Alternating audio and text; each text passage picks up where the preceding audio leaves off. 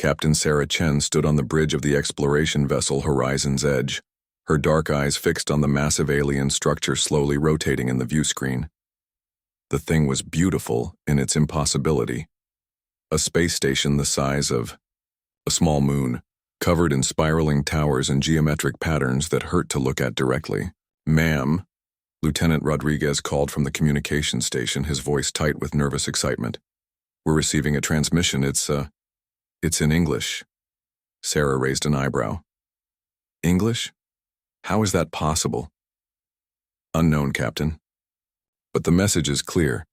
They're inviting us aboard for what they call integration protocols." Dr. Marcus Webb, the ship's xenobiologist, looked up from his instrument panel. His weathered face was creased with concern. "Captain, I'm detecting at least 47 different biosignatures on that station. We're not just meeting one alien species, we're meeting dozens." Sarah felt her stomach tighten. First contact was supposed to be simple. One species, careful communication, gradual understanding. This was something else entirely. "Options?" she asked her senior staff. Commander Elena Vasquez, her second-in-command, crossed her arms. "We could wait for reinforcements. The Defiance is only 6 months away." 6 months they don't know about, Sarah muttered. She'd made the decision to come ahead of the main fleet, a choice that might have been a mistake. "Dr. Webb, what's your assessment?" The older man stroked his gray beard thoughtfully. "The energy readings suggest technology far beyond ours. If they wanted to destroy us, we'd already be space dust. They're being diplomatic." Sarah nodded slowly. "Rodriguez, send a response. Tell them we accept their invitation, but only for a small diplomatic party." She paused, her mind racing through possibilities. "And prep the emergency beacons. If something goes wrong, Earth needs to know." What none of them realized was that the Galactic Council had been monitoring human transmissions for decades.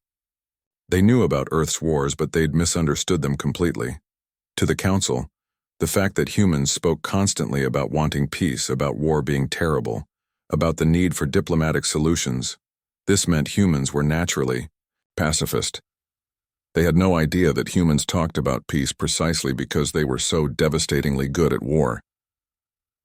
2 hours later, Sarah found herself walking through corridors that defied physics. The walls curved impossibly upward, and gravity seemed to be more of a suggestion than a law. Beside her walked Dr. Webb and Commander Vasquez, their faces masks of professional calm that didn't quite hide their amazement. Their guide was a being that introduced itself as Cultural Assessor Nixthara, a creature that looked like it was made of living starlight, roughly humanoid but shifting constantly at the edges. When it spoke, its voice sounded like music played backwards.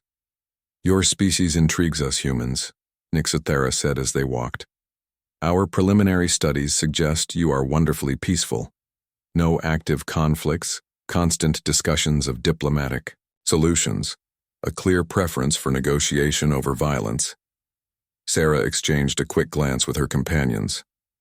"Well, we certainly prefer peace when possible," she said carefully. "Of course you do." Nixthara's form brightened. "That is why the Council is so eager to welcome you. Peaceful species like yours are invaluable in our alliance. You will make excellent administrators and cultural liaisons." Commander Vasquez frowned. "What about defense? Security?" The starlight being's form flickered with what might have been confusion.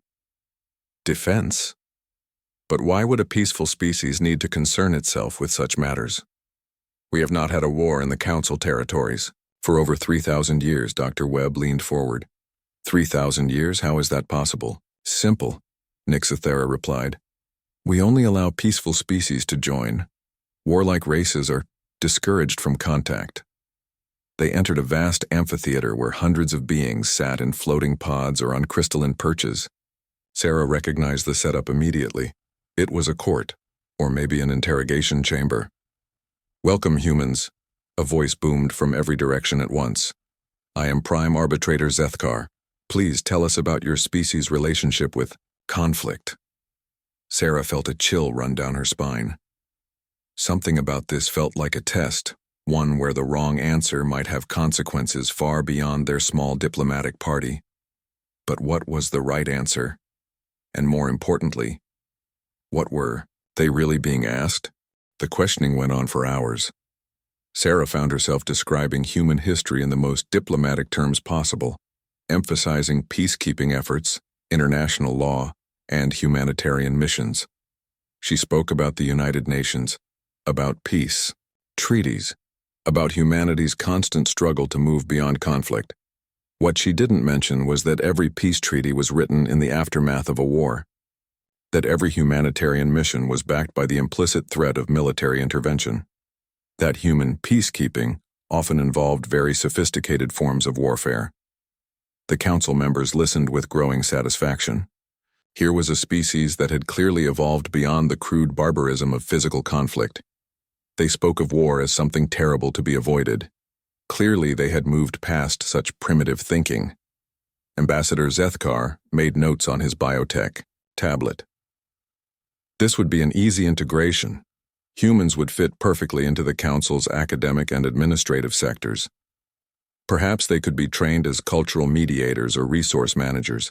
"Tell us, Captain Chen," chimed the representative from the Hive Mind Collective, "what is your species' response to existential threats?" Sarah hesitated. It was such a loaded question, and she wasn't sure what answer they wanted to hear. We try to find peaceful solutions first. Diplomacy, negotiation, compromise. And if those fail? Pressed another voice. Then Sarah paused, choosing her words carefully. "We do whatever is necessary to protect our people." The assembled aliens nodded approvingly. Such wise restraint. Such clear preference for non-violent solutions. Even when facing extinction, they spoke of necessity rather than aggression. Dr. Webb, however, was watching the energy readings on his tricorder-like device. Something was wrong. The ambient power levels in the station were fluctuating wildly, and he was detecting massive movements in space beyond the structure. He tapped his comm unit discreetly. "Rodriguez, do you copy?" The lieutenant's voice came back tense and worried.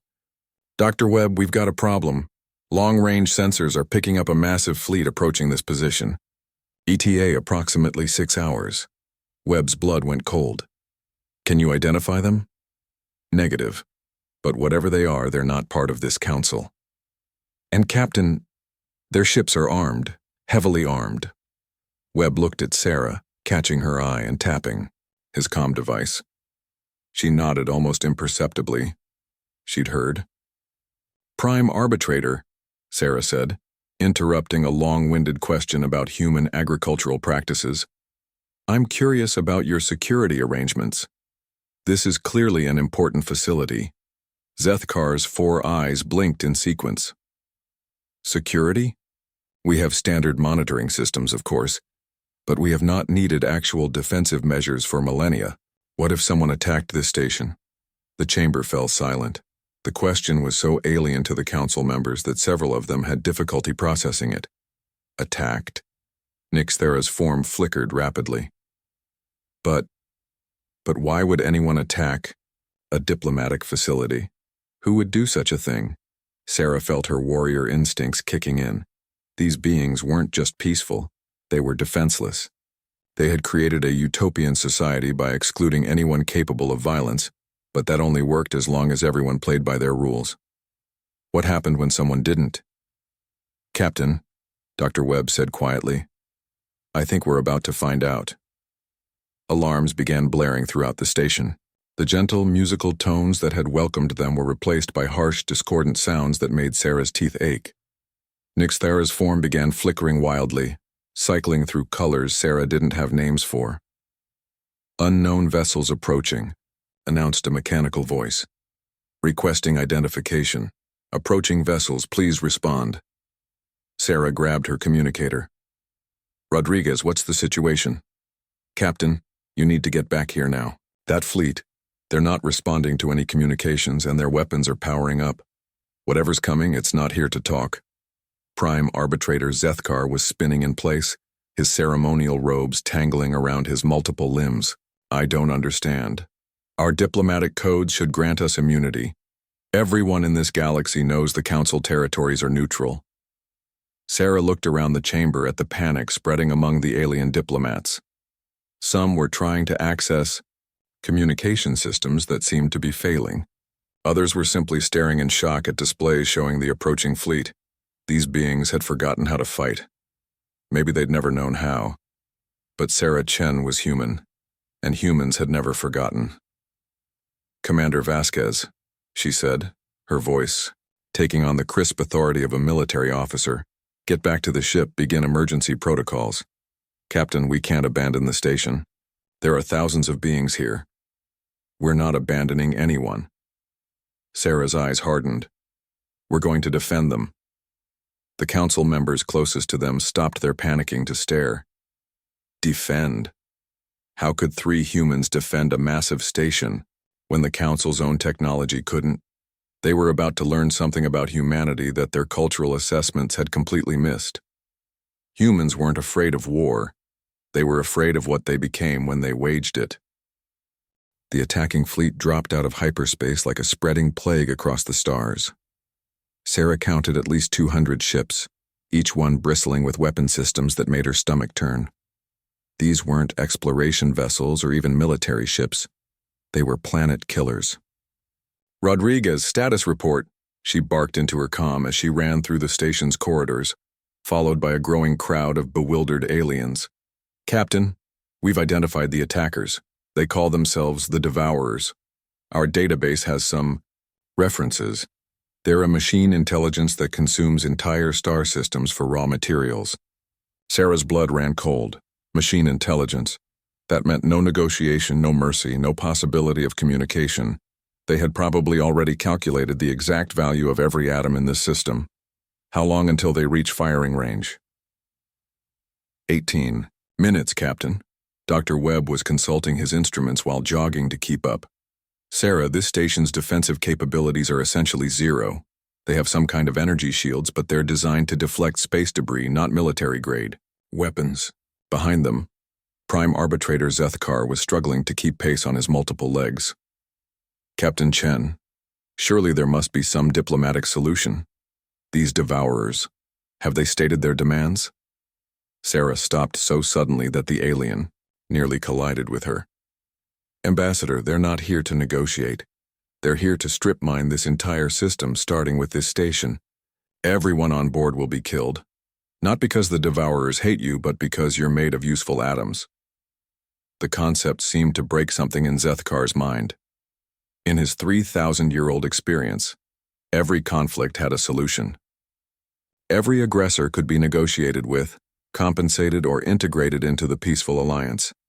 But surely if we offered them resources, technology, cultural exchange— "They don't want your culture," Sarah said grimly. "They want your carbon."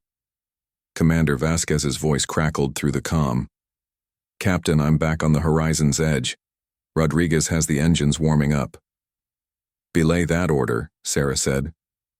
"We're not running." "Ma'am?"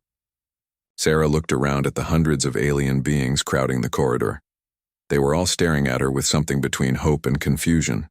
These creatures had built a perfect, peaceful society, but they'd done it by forgetting how to defend themselves. "Rodriguez, what weapons do we have?" "Ma'am, we're an exploration vessel. We've got mining charges for asteroid work, some plasma cutters, and the emergency railgun system." Sarah almost laughed. One small human ship with improvised weapons against a fleet of planet killers. The tactical situation was so hopeless it was almost funny. Almost. "Dr. Webb, what can you tell me about the station's structure?" Webb consulted. His readings. "It's mostly crystalline matrices and energy conduits.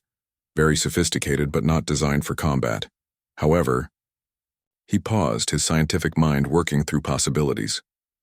"The power systems are incredibly advanced. If we could redirect that energy— into what? They don't have weapons." "No, but they have industrial fabrication systems.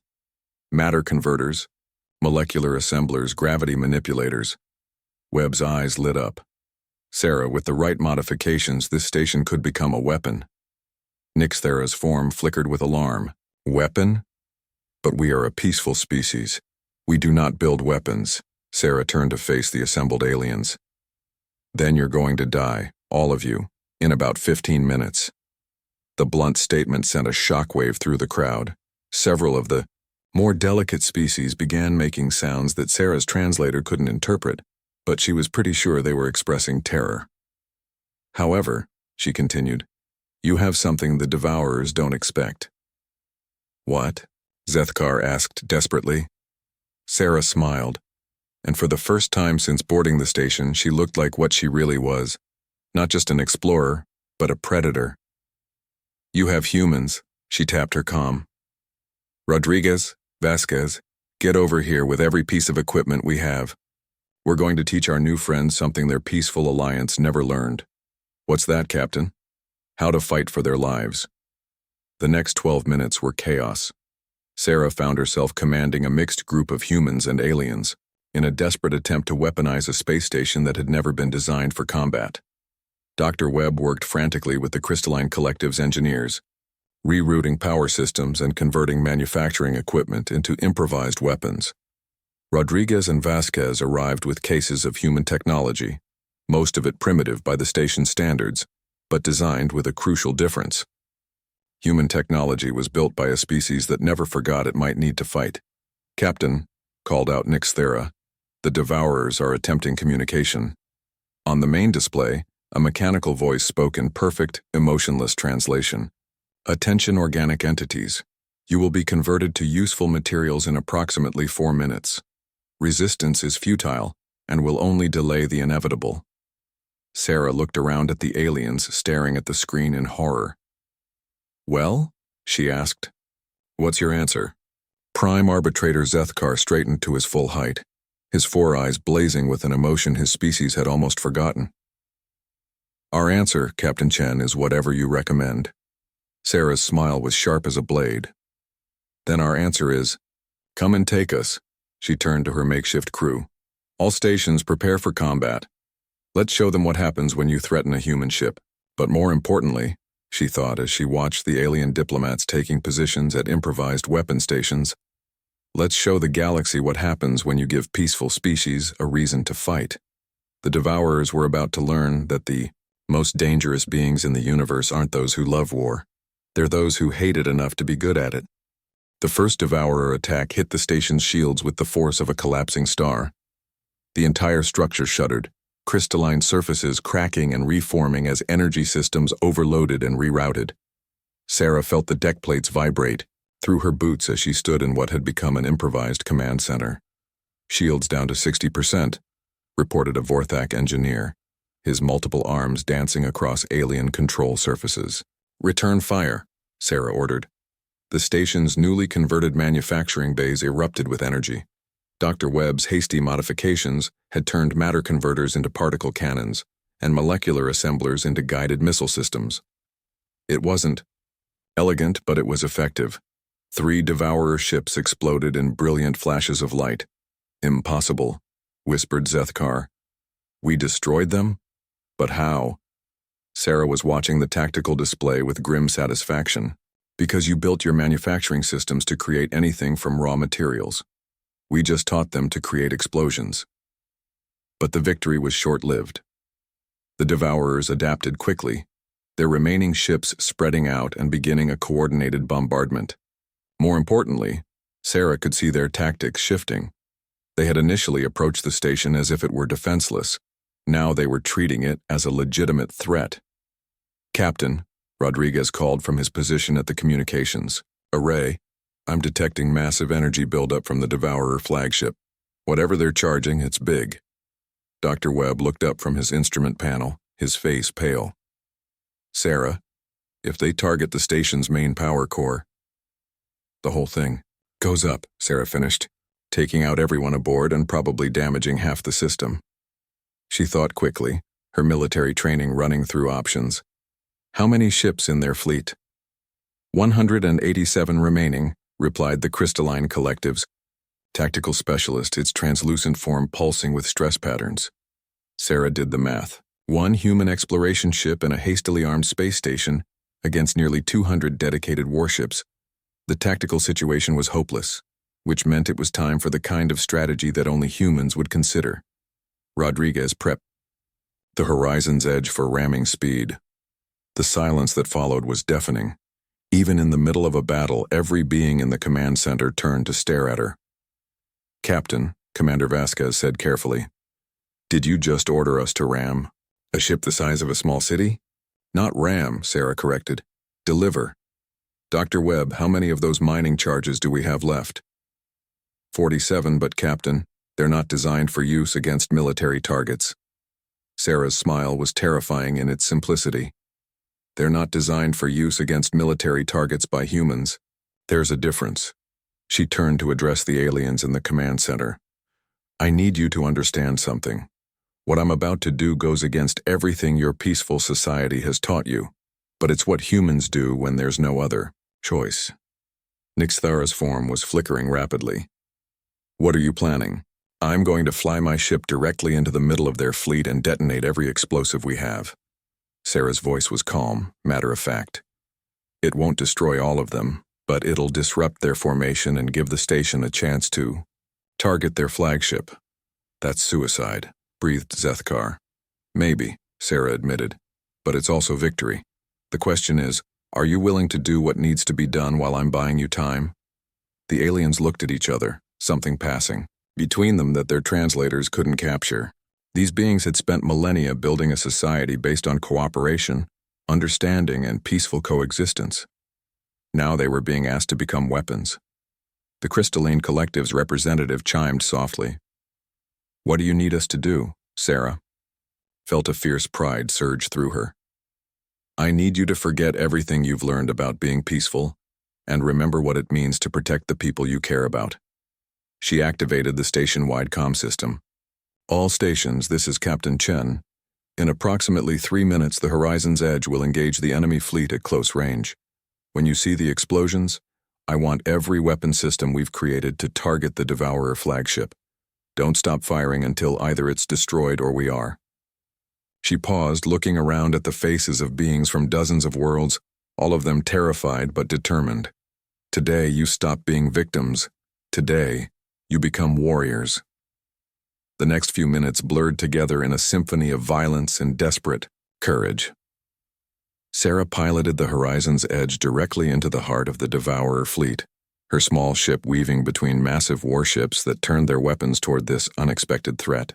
"Rodriguez, prep the charges for remote detonation." "Charges armed, Captain." "Vasquez, emergency transport to the station. That's an order." "Sarah, I'm not leaving you." "Elena, if I don't make it back, these people will need someone who understands what we've started here. They're not going to stay peaceful after today.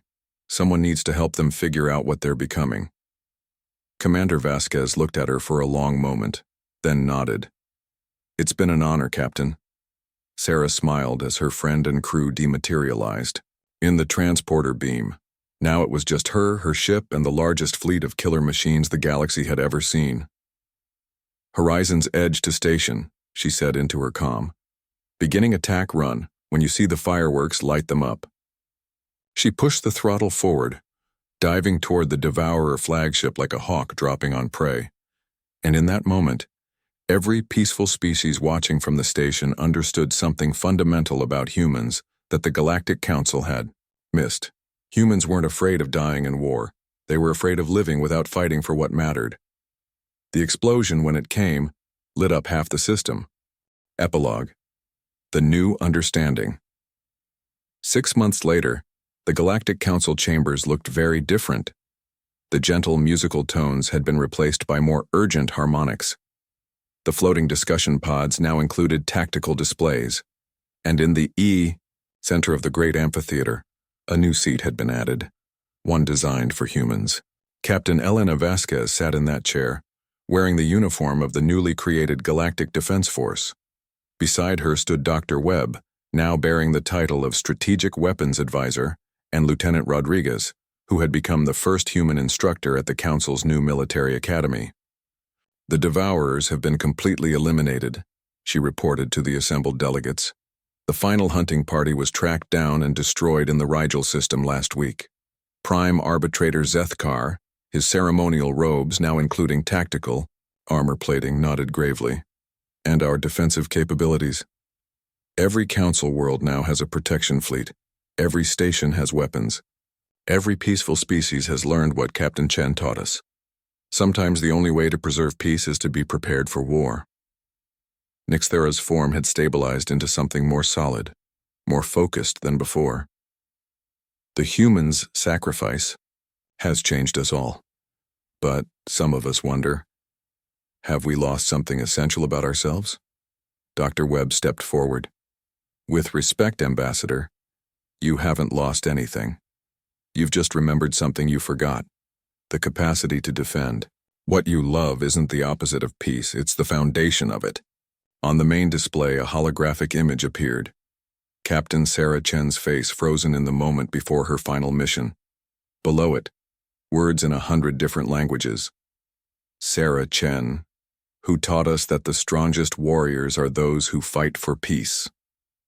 Commander Vasquez looked up at the image of her friend and captain. The question isn't whether you've changed. The question is what you're going to do with what you've learned. What do you recommend? Asked Zethkar. Vasquez smiled. Not the terrifying predator's grin that Sarah had shown in battle, but something warmer, more hopeful.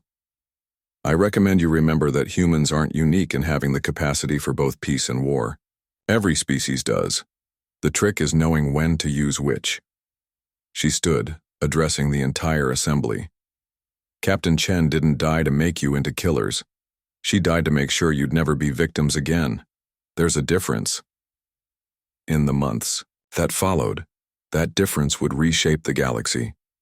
The Council's peaceful alliance became something stronger, not a collection of defenseless academics, but a coalition of peoples who chose peace because they were strong enough to fight for it. And in the deep archives of the human database, a file was updated. Species, Homo sapiens. Classification, peaceful notes, extremely dangerous when threatened. Do not mistake their desire for peace as inability to wage war. Recommend full integration into all defensive planning. Addendum. They are not afraid of war. They are afraid of what they might become if they embrace it completely. This makes them the most dangerous peacekeepers in the galaxy. The Galactic Council had learned their lesson. Humans weren't afraid of war. They were just very, very good at it. And that, as Sarah Chen had known from the beginning, was what made them the perfect guardians of peace.